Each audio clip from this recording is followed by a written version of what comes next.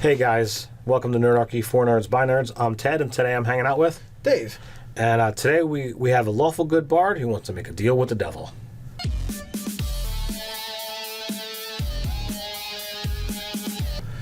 If you guys have a viewer suggestion or a GM 911, you can head over to nerdarchy@gmail.com and submit it there with GM 911 in the subject line, or you can head over to the Nerdarchy, the forums over at nerdarchy.com. So we have a viewer suggestion or viewer question from Brandon Wees. Sorry if I pronounced that wrong.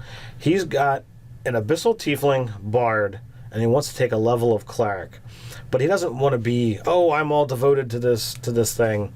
He wants to try and do it where he makes a deal for power.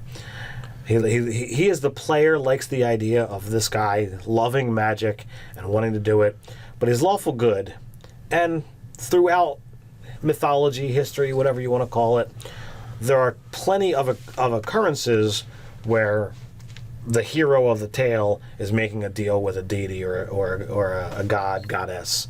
And he says, well, this totally makes sense. He doesn't see him making a deal with someone 100% evil, but at the same time, who's going to be making this kind of...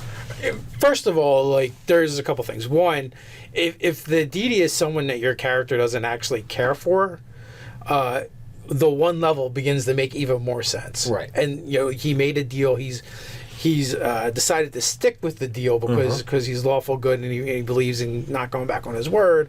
But what he finds out is he was tricked by the deity, which is actually what happens usually, or the deity was someone other than who they thought they were.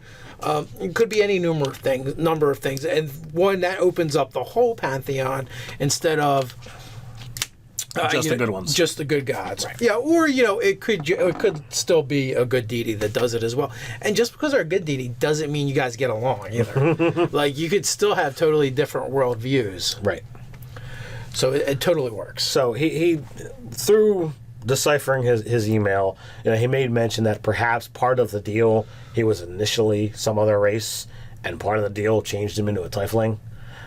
So he's very open to that aspect. But if the character sheet is saying he's an abyssal tiefling, then clearly someone's going to turn him into that is going to be evil. So yeah, you've I got to don't go think down the good that road. deity's doing that unless it's to punish him or teach him a lesson. Right. So in what situations would this be able to happen? What advantageous things? I know how it happens if a good deity does it. All right.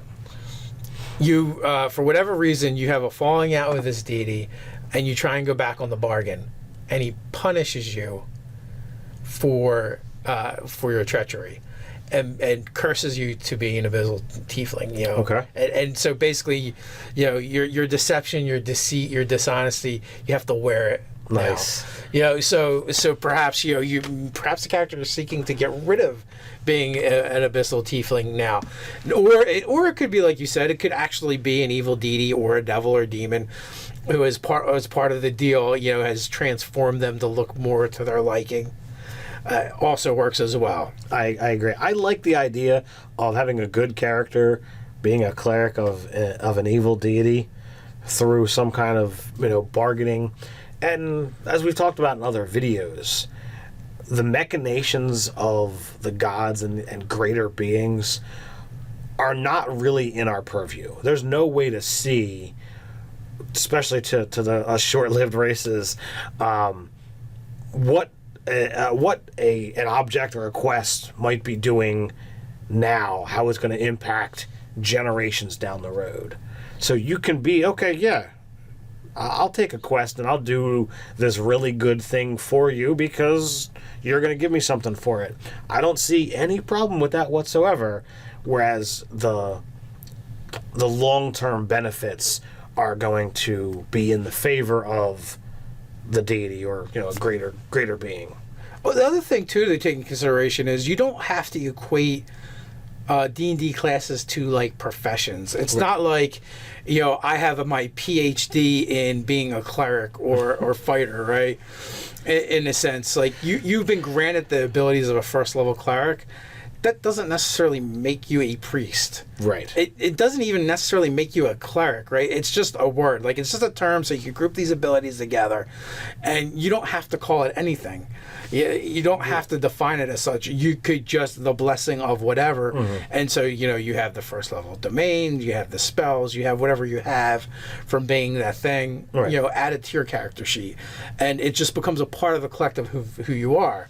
I've got that exact thing, and with the character that I'm going to be playing in an upcoming campaign, I use that exact makeup to make an order of nature paladins, and he is a first level paladin, first level warlock. So he's Oath of the Ancients, Pact of the Fae, and for both quote unquote classes, he's serving one particular master. So he's got a set of powers or a set of abilities that's all being given to him by one source. Right, and whatever he goes by, the Knights of the Green or whatever, right.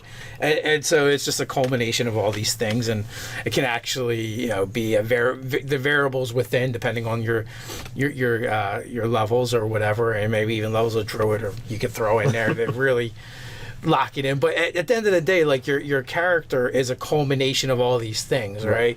So where this character is like he is a bard. That's like his profession. Where that is one of the classes that tends to be more of a profession. You go out there, you go barding. You may have went to bard school. Or maybe you got a cheesy online certificate. Who knows? But no, all joking aside, the bard is more of a profession in the sense that you're an entertainer. There are different kinds of bard, but you're an entertainer, and that's how you work. So that just level of cleric just slaps on a suite of abilities. You've been blessed by so and so. Yes, you've dabbled in some forbidden areas for you, so to speak, and it's not like you went and took a class, getting someone where you made this deal. That's it. You've been, dropped these set of abilities onto you, and you actually may not have the ability to get rid of them. Like, you can choose not to use them, but they're always there. You always have access to them. Realistically, it can be the other way around. If you somehow find a way to keep pissing off this deity, they can be stripped from you. And anytime you have divine ability bestowed upon you, that's a conduit. You're really, every time you use that, you're tapping into that set of powers bestowed upon you by a divine source. That well can be shut off. Or or the player, like, if they keep drawing upon it and using it more and more, it could grow. Like, so now this is differentiating between your player and the character, where the character's like, I don't want to do with this anymore, have anything to do with this DD at all. But the player's like, I actually want more cleric levels, right? So, like, in game, the story is like, because you've chosen to keep being the conduit for this deity's power, it keeps feeding you more. Yeah, the situation you keep are being forced to rely on these powers. Especially, I've got the ability to cure. You're the only one in the party with it. You have to keep healing your party members, and oh crap! Now I've got more of them. Oh no! And you want to get rid of it, but because you're using it, it grows. And there's different ways of playing that too. You could even play it like an addiction if you wanted to. Like, if you wanted to do something a little bit different, a little bit interesting, where, like, the more you use those to tap into the divine source of power, the more your character kind of likes it. He gets a little bit of a high from it, and maybe he goes through withdrawal if he stops using it. He's a bard too, so he's also going to have other healing as well. That's true. So, and the way the 5th edition casting works is, like, you just have slots. It's not like, I'm drawing my cleric slots or whatever. But you could, depending upon how you want to actually role play it. Yes, so. You could. That's what I was getting to. You can RP it however you want. And again, like we said, it doesn't have to be like, you're not a priest of this god. You're not the traditional cleric of this god. You're not walking around with a holy symbol emblazoned on your shield, your amulet, your chest, waving this banner. Hey, worship so and so. Yeah. You don't care. You just made a deal and you're fulfilling it or whatever. So there's a ton of ways for you to go with this. There's a lot, and you're right. It is a fun idea, and the idea that you do certain things for the god, and you somehow get screwed over. Like, you want a good example of this? Go back to the Kevin Sorbo Hercules shows, and the legendary Hercules. and Xena as well, because there's tons of examples of that. And like, I mean, the whole premise of that show is kind of like, you know, they're gods, they're fickle, and they screw you over. I think that was right in the voiceover. They screw you over. I don't think it was worded exactly that way, but it was there. Yeah. So there's definitely examples of that. And again, you go back to Greek mythology where you can there's a lot of that, because for whatever reason the Greek gods were kind of dicks. So there's plenty of examples. It's a fun idea. You should have fun with it. Absolutely. So what do you guys out there think? You can weigh in down below. While you're at it, like, share, even subscribe. You can follow us on Instagram. So until next time, stay nerdy.